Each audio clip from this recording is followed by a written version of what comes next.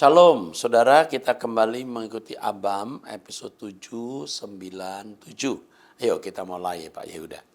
Baik Pak, yang pertama dari seorang wanita berusia 38 tahun, Ya, menikah 2 anak dari Kupang, NTT. ya. Shalom Bapak Rohani, saya yang tercinta. Terima kasih telah menjadi Bapak Rohani yang baik bagi orang-orang yang mata rohnya terbuka untuk mengenal kebenaran yang murni dari Tuhan. Oh iya, Bapak Rohani, kemarin saya mendengar dalam episode 788, ada pertanyaan seorang pria yang berbicara kasar dan mengatai Bapak pendeta gadungan yang mencari makan melalui YouTube. Hal tersebut membuat hati saya hancur berkeping-keping dan saya menangis terseduh-seduh. Saya tidak tahu kenapa, tapi itu terjadi secara spontan setiap kali ada kata-kata dari orang-orang yang menghina atau memfitnah Bapak dengan kata-kata kasar. Saya seperti tidak bisa menerima kenyataan bahwa orang sebaik dan setulus Bapak harus menerima situasi yang sedemikian sulit ini. Namun ada suara di hati saya yang berkata, ingatlah Tuhan Yesus yang disiksa tanpa salah. Jadi saya hanya berbicara dalam hati. Bapak yang kuat, kami sangat mengasihi Bapak. Kami mendoakan agar Bapak selalu dalam lindungan Tuhan Yahweh. Amin. Oh iya Bapak Rohani, saya ingin menceritakan tentang gereja di kampung. Gereja kami bangun sendiri dari kumpulan uang jemaat dan sekarang sudah selesai dibangun. Namun yang membuat saya bingung adalah gereja kami bangun sendiri tanpa bantuan dari siapapun. Bahkan pendeta tidak membantu, malah kami yang harus memfasilitasi gaji pendeta dari uang kolekte. Jadi karena hanya kolekte tiap ibadah minggu saja tidak cukup, maka kami harus mengadakan ibadah setiap hari Senin hingga Jumat. Dengan kategori ibadah buka usbu dan tutup usbu, rumah tangga kaum bapak, kaum ibu, kaum muda, bahkan kaum anak, semuanya diikut sertakan. Bukan untuk membangun iman, tapi hanya untuk mengumpulkan kolekte bagi pendeta. Dan bukan hanya itu, sebanyak 7% dari kolekte tiap bulan harus dikembalikan ke sinode. Dan yang membuat saya sedih adalah ada sedikit orang yang tidak mampu memberikan kolekte sebanyak yang diharapkan. Mereka bahkan dicibir oleh aktivis-aktivis karena mereka hanya memenuhi kebutuhan mereka sendiri. Tapi jika kolekte untuk Tuhan tidak mencukupi, itu yang membuat saya lebih sedih lagi. Janda-janda yang sudah tua juga harus dibebankan karena mereka hanya menjalankan liturgi hanya demi kolekte. Dan sekarang ada aturan lagi, adat budaya yang diadakan di dalam gereja, ada bulan-bulan tertentu yang harus ada pakaian adat dari beberapa suku di NTT yang harus dikenakan. Dengan tema khotbah juga mengikuti adat itu. Dan banyak orang yang tidak mampu membeli kain adat dari banyak suku di NTT, ini membuat hati saya sedih setelah saya mendengar ajaran Bapak dan memahami tentang kebenaran, saya jadi bingung tentang apa yang harus saya lakukan. Terkadang saya berpikir ibadah online dengan Bapak bisa membuat hidup lebih tenang, tetapi jika kami tidak ke gereja, kami disebut sebagai kafir. Bagaimana pendapat Bapak? Maaf Bapak, pesan saya panjang. Saya berdoa agar Bapak dan keluarga selalu dalam keadaan baik untuk menyebarkan kebenaran yang murni, bukan hanya mengubah Indonesia, tetapi mengubah dunia. Amin. Doa banyak orang mendampingi Bapak. Salam LB3. Oke. Terima kasih untuk dukungannya. Anda menangis terseduh-seduh. Itu menunjukkan betapa Anda mencintai saya sebagai Bapak Rohani, ya. Dan saya bersyukur ada wanita, ibu-ibu yang memberi kasih tulus kepada saya. Air matamu kiranya mendatangkan rahmat dari Tuhan untuk saya dan kami pelayan di Abam dan di Truth ID. Mengenai kondisi gerejamu seperti itu sangat menyedihkan. Tetapi gereja-gereja suku tidak sama persis, tapi rata-rata ada unsur seperti itu. Masih ada unsur budaya, ya, bercampur liturgi, ya. Lalu dengan kondisi keuangan yang minim di daerah, ya. Begitu. Kalau Anda tidak ke gereja, Anda merasa lebih tenang karena mengikuti pelayanan kami lewat Truth ID. Tapi Anda bisa dikatai kafir, ya. Masalahnya bukan takut dikatai kafir, tapi takut tidak menjadi berkat. Kalau Anda kalau kamu punya kesempatan memberkati jemaat, tetaplah hadir ya. Kebaktian bersama saya nanti ada siaran tundanya ya. Tapi usahakan hadir di tengah-tengah gereja dalam kondisi seperti ini. Kalau bukan kamu yang menjadi berkat di gereja itu siapa? Jadi menyelesaikan masalah ini tidak bisa dengan nasihat saya satu kalimat. Tetapi satu kata, bertahan dan bertekun. Keadaan bisa berubah setiap menit. Jadi tetaplah dengan kondisi seperti awut-awutannya. Tiap hari ada kebaktian untuk demi masuk kolekta, waduh. Tapi sebenarnya hal itu juga tidak ada salahnya. Untuk apa di rumah? Hanya mau ngobrol-ngobrol, omong kosong, dan melakukan kegiatan yang sia-sia. Bagus setiap hari ada kebaktian. Walaupun motifnya mengumpulkan kolekte. Tidak apa-apa, teruskan saja. Nah, jangan tinggalkan gereja itu, sementara Anda tetap bersama dengan kami dan berkati gereja itu. Nanti Tuhan akan memimpinmu, membimbingmu apa yang harus kamu lakukan. Selamat berjuang, bertekun dan bertahan. Ya, jangan banyak bicara, jangan melawan, walaupun itu bertentangan dengan hatimu. Kamu jangan banyak bicara. Jangan sampai menimbulkan resistensi. Kecuali Tuhan suruh kamu bicara. Bicara apapun yang terjadi. Kalau belum, jangan terbawa emosi dan perasaan sendiri. Oke, teruskan. Selanjutnya dari seorang wanita berusia 38 tahun, menikah Surabaya. Shalom Pak, saya ingin bertanya. Ini janda ya? Ya, ini agak membingungkan tulisannya Pak. Saya bercerai tapi dia ingin bercerai di bawahnya. Oh, terus Saya bacakan dulu aja Pak ya. Saya bercerai karena suami saya selingkuh dengan beberapa wanita dan dia masuk penjara karena uang yang dia inginkan sendiri. Bukan karena saya banyak menuntut, saya bekerja. Apakah saya boleh ceraikan dia? Saya tahu dia selingkuh selama 3 tahun. Kalau saya tegur atau tanya malah saya dimarahi. Saya lelah hidup hanya pura-pura baik-baik saja, padahal hati saya hancur. Saya berdoa sama Tuhan karena hanya Tuhan yang bisa hentikan perbuatannya. Akhirnya dia dipenjara. Semua keluarga saya suruh saya cerai dan saya pun ingin.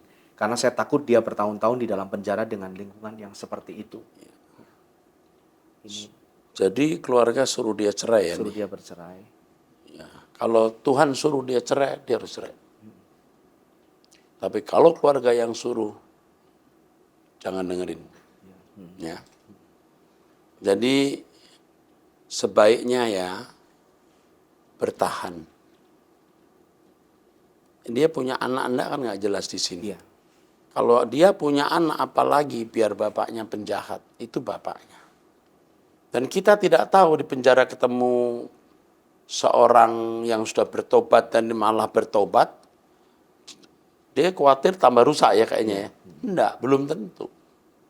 Belum tentu tuh ya tambah rusak. Bisa tidak rusak, tidak baik juga. Atau bisa bertobat, karena saya juga sudah mendengar kesaksian orang yang masuk penjara, baru jadi pendeta.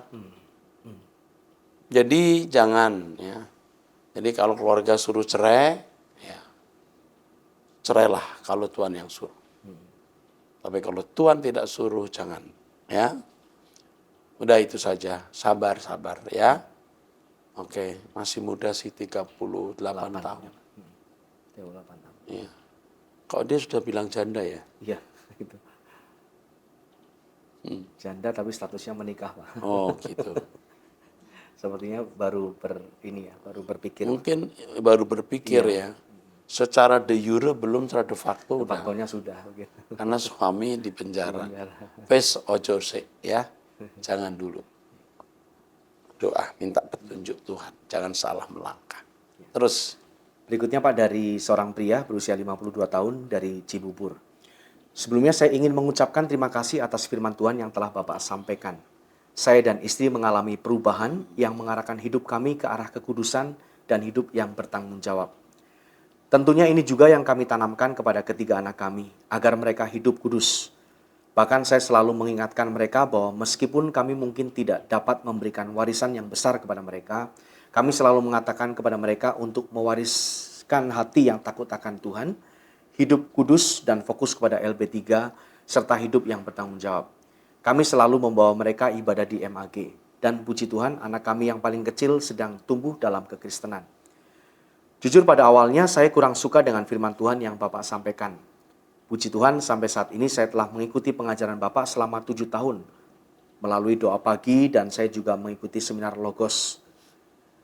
Namun Tuhan justru mengubah saya melalui lagu-lagu karangan Bapak yang selalu saya bawakan saat saya menjadi WL di gereja kami. Oh, Setiap lagu yang saya nyanyikan selalu harus datang dari hati dan ketulusan yang paling dalam. Akhirnya saya menyadari bahwa lagu-lagu karangan Bapak tidak dapat dipisahkan dari firman Tuhan yang Bapak sampaikan. Semua itu menjadi satu kesatuan yang luar biasa. Itulah yang membuat saya terbangun dari tidur panjang saya mengenai kekristenan. Terima kasih kepada Tuhan. ya.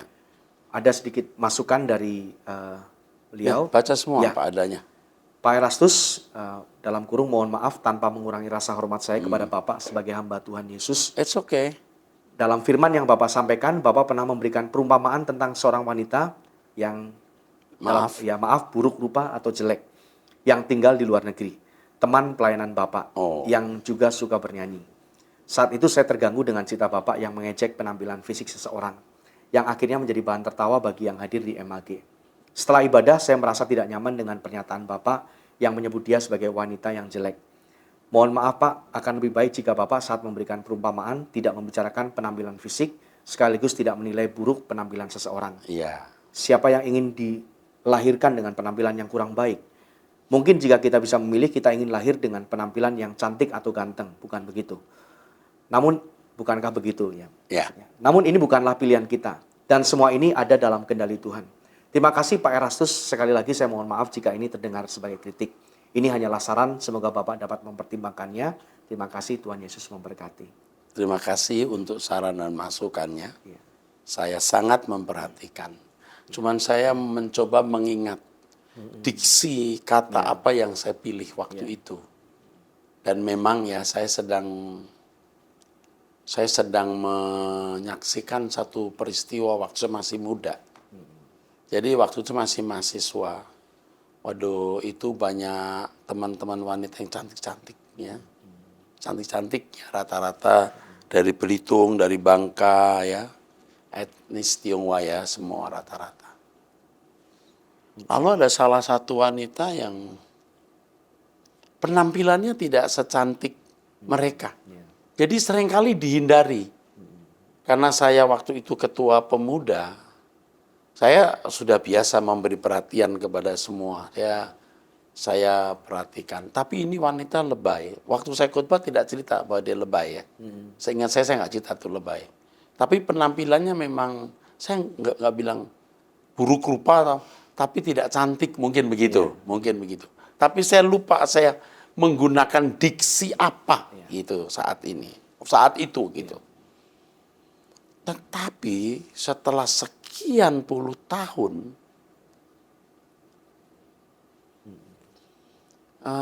beberapa wanita ini kan bermasalah keluarganya ya, yang cantik-cantik itu. Dia menikah dengan pria keluarga baik-baik di luar negeri.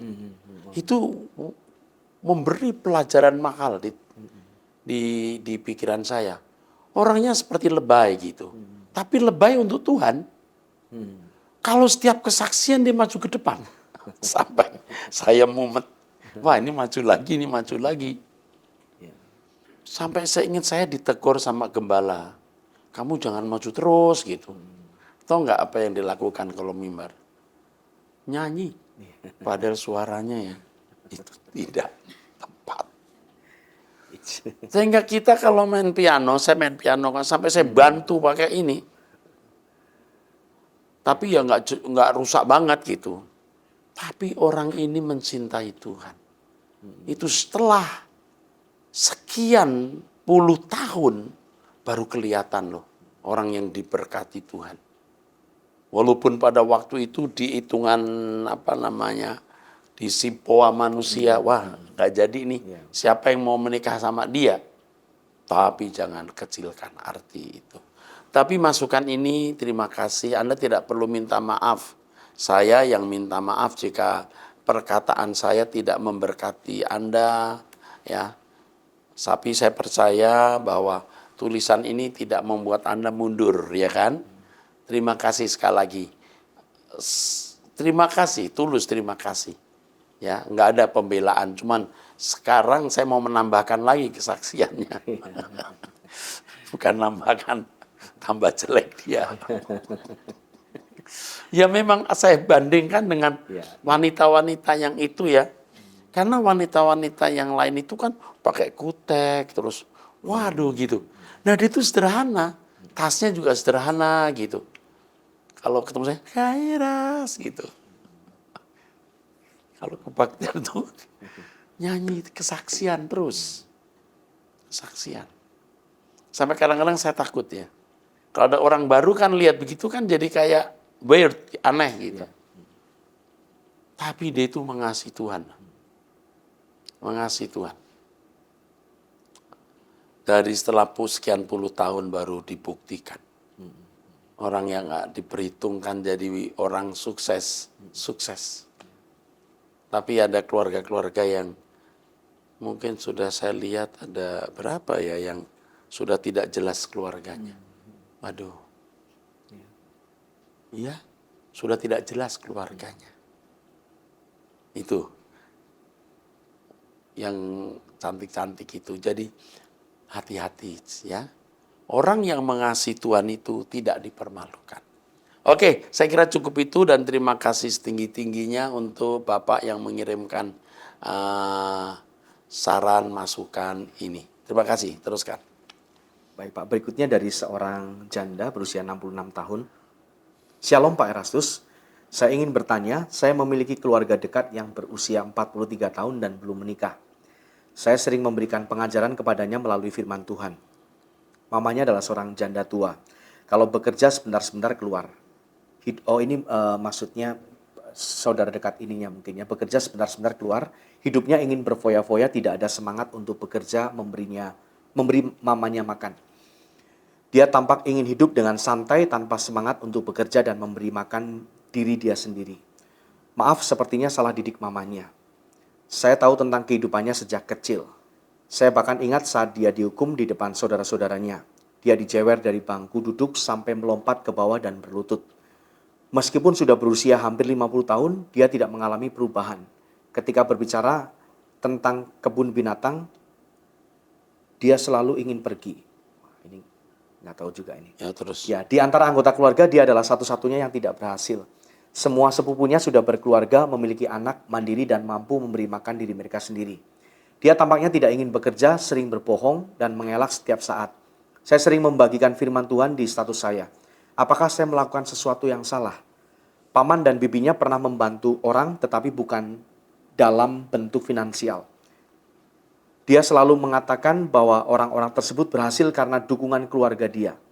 Saya tahu bahwa semua sepupu saya kuliah dan bekerja sendiri tanpa bantuan finansial. Saya pernah mencoba memberikan nasihat seperti menjual rumah dan membeli ruko atau mencoba berdagang. Kalau siang capek, tutup tidur. Tapi dia menyalahkan saya dan mengatakan bahwa saya ikut campur dalam urusan dia. Ya. Sekarang dia mengalami kesulitan dalam kehidupan dia. Pernah dia mencoba meminta bantuan untuk membeli beras atau mengisi token internet karena dia mengaku sakit. Dia sering berbohong. Apakah saya melakukan kesalahan? Meskipun begitu, saya tetap mendoakannya. Saya mencoba memberikan nasihat melalui firman Tuhan. Oh iya, semua saudaranya, ini dikatain kebun binatang. Terima kasih atas perhatiannya, Pak Erastus. Semoga Anda tetap sehat dan bersemangat. Kalau sudah usia 50 tahun ya, hampir. 50 tahun. Kondisi begini sudah susah diubah. Ya. Jadi jangan membantu sampai membuat dia justru drive-nya itu rusak. Drive kerja. Semangat gairah kerjanya jadi rusak. Bantulah seperlunya khususnya untuk makan. Tetapi sesekali harus dibiarkan dia tidak makan. Disengat dengan keadaan tidak makan, disengat dengan rumah tanpa listrik.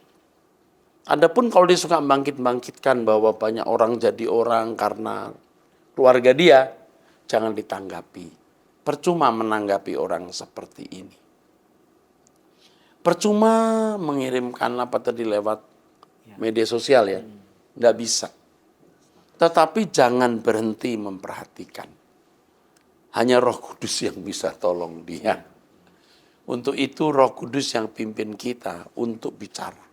Jadi ibu minta petunjuk Roh Kudus mau bicara apa. Jika tidak perlu diam dulu. Ini kasus khusus. Dikonseling oleh orang yang baru kenal, misalnya kita telepon, dia belum tentu bersedia. Malah resisten. Ibu yang Tuhan titipi anak ini. Biar 49 tahun, mau 50 ya. Tapi masih jadi baby nih, baby ajaib nih ya. Ibu jangan berhenti memperhatikan dia. Rupanya Tuhan yang memberi proyek ini sampai titik tertentu ibu berkata cukup. Tuhan yang berkata cukup maksudnya. Sekarang ibu belum mendapat perintah cukup. Ingat, bantu seperlunya khususnya untuk konsumsi. Jangan berlebihan.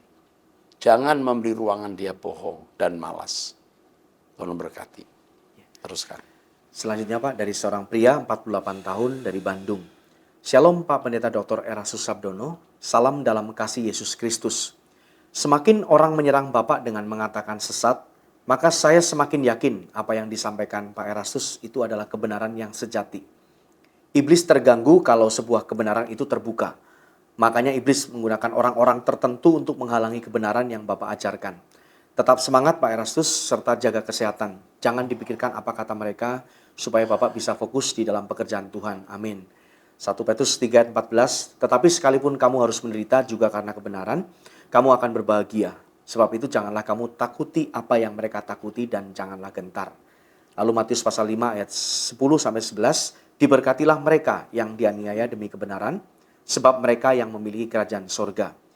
Diberkatilah kamu apabila orang mencelamu dan menganiayamu dan mengatakan segala macam perkataan jahat terhadapmu dengan fitnah. Karena aku, Jesus bless you Pak Pendeta Dr. Erastus Sabdono. Wah, ini memberi kita kekuatan ya. Pria-pria seperti ini hamba Tuhan ya, pendeta ya. Masih punya nurani. Seandainya saya sesat, seandainya. Orang juga nggak boleh loh maki-maki segitu semena-menanya. Apalagi justru saya menemukan kebenaran-kebenaran ini pada tahun-tahun di mana saya tiap hari doa pagi, doa pribadi tengah malam. Dan saya pernah mengatakan, rasanya saya belum pernah memiliki kekudusan seperti tahun-tahun sekarang ini. Maka kita berani berjanji hidup suci. Karena kita sudah mulai masuk ke wilayah hidup suci dan bisa. Dan Tuhan baru membukakan kebenaran ini. Dan Bapak Pendeta punya naluri dan nurani yang baik. Terima kasih Pak. Kita bergandengan tangan dan satu hari kita ketemu di langit baru, bumi baru. Tuhan memberkati Bapak. Tuhan memberkati pelayanan Bapak. Amin. Selanjutnya dari seorang pria berusia 47 tahun menikah. Shalom Bapak Erastus, saya bersyukur dapat mengenal ajaran dari Bapak. Saya ingin bertanya mengenai situasi dengan kedua anak perempuan saya.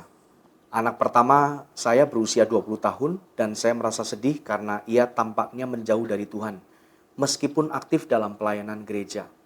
Saya mendengar ia memiliki pergaulan yang kurang baik, bahkan menjalin hubungan dengan seseorang yang berbeda keyakinan dan telah bercerai.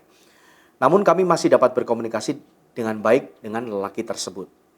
Anak kami merasa tidak nyaman di rumah, mungkin juga merasa kecewa dengan hidupnya, bahkan dengan kami sebagai orang tua dan adiknya. Kecewa dengan adiknya begitu ya. Terkadang ia dibandingkan oleh orang lain. Selain itu ia sangat dekat dengan saya. Karena pandemi COVID-19, saya memutuskan mencari penghasilan di NTT. Sementara istri dan anak-anak tetap di Bali. Saya merasa sangat sedih melihat situasi ini karena saya hanya ingin membawa istri dan anak-anak ke langit baru dan bumi baru seperti yang Bapak ajarkan. Saat ini saya kesulitan berkomunikasi dengan anak saya. Meskipun bisa berkomunikasi melalui pesan WhatsApp, ia sering membalas dengan lambat. Dan saat saya tanya tentang keadaannya, ia selalu mengatakan baik-baik saja. Padahal ia sedang menghadapi masalah. Istri saya sering merasa lemah menghadapi semua ini. Saya hanya memberinya pesan untuk lebih banyak berdiam diri, berbicara seperlunya, dan tetap berperan sebagai ibu tanpa membenci, meskipun perasaannya mungkin sakit. Saya ingin bertanya kepada Bapak, apa yang seharusnya kami lakukan dalam situasi ini? Kadang-kadang saya merasa bersalah telah meninggalkan anak-anak dan istri, terutama anak pertama saya. Tetapi saya melakukan hal ini demi mereka. Meskipun kondisi finansial lebih baik di NTT, saya sangat tidak ingin kami terpisah dan tidak bisa pulang bersama-sama ke rumah Bapak. Terima kasih sebelumnya atas jawaban dari Bapak Erastus. Saya prihatin dengar kisah ini karena saya punya anak gadis. Kebayang kalau anak gadis kita tidak hidup benar atau dalam pergaulan buruk. Saya sedih ya.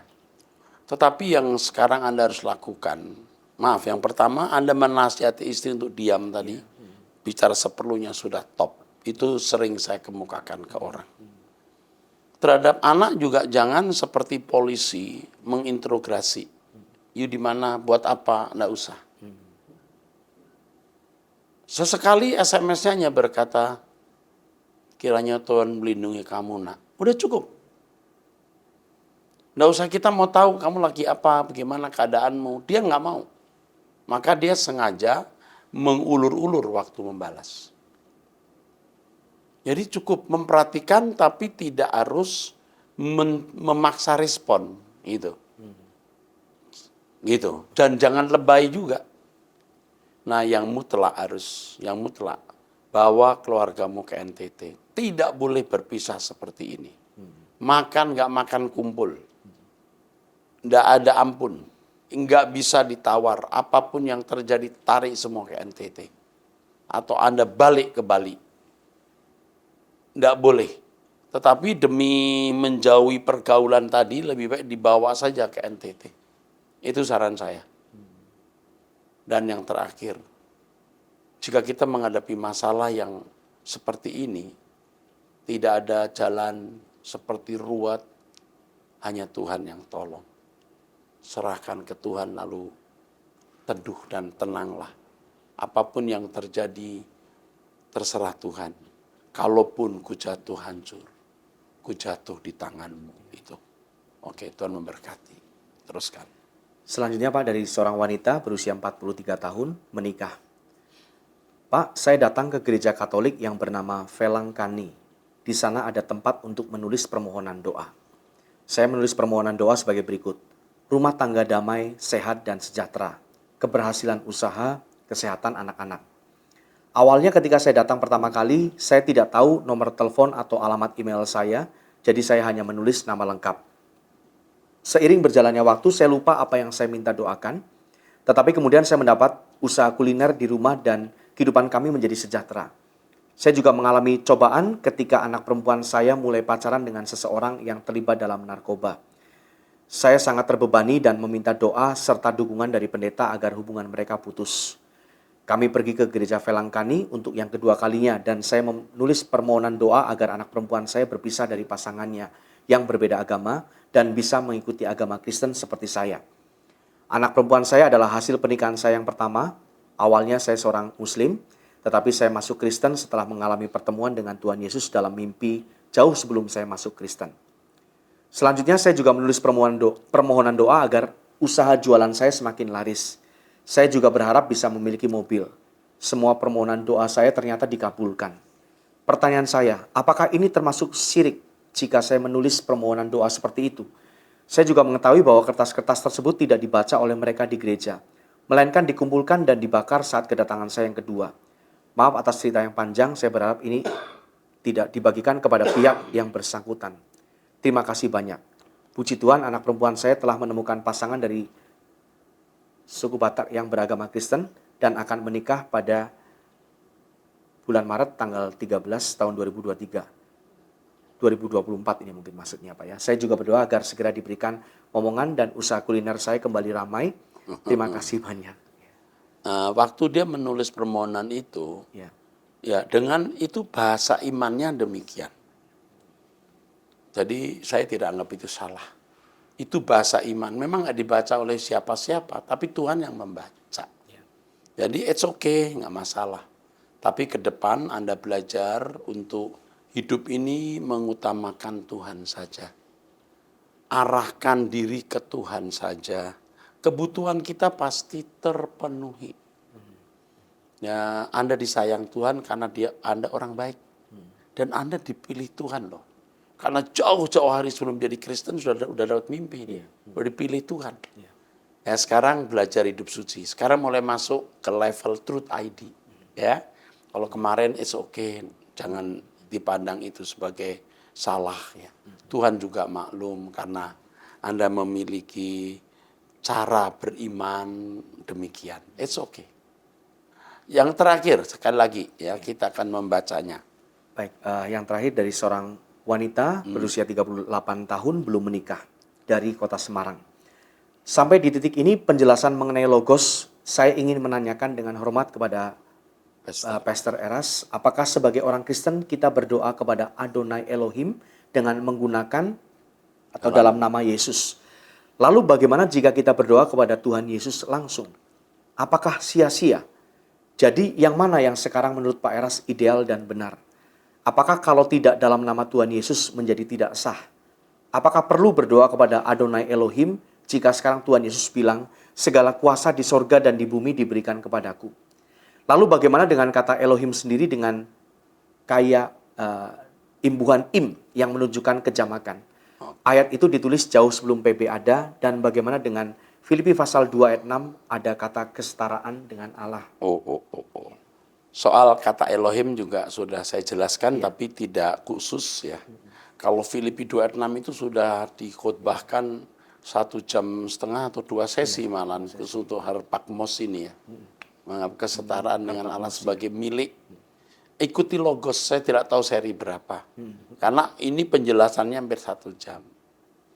Betul ya? Lebih dari 1 jam. Lebih ya? Oke. Jadi maksudnya bahwa jangan memandang kesetaraan dengan Allah sebagai milik yang harus dipertahankan. Teks aslinya tidak begitu, ya. Tetapi Yesus tidak berpikir bahwa kesetaraan dengan Allah sebagai sesuatu yang bisa dia ambil. Itu maksudnya, ya. Oke.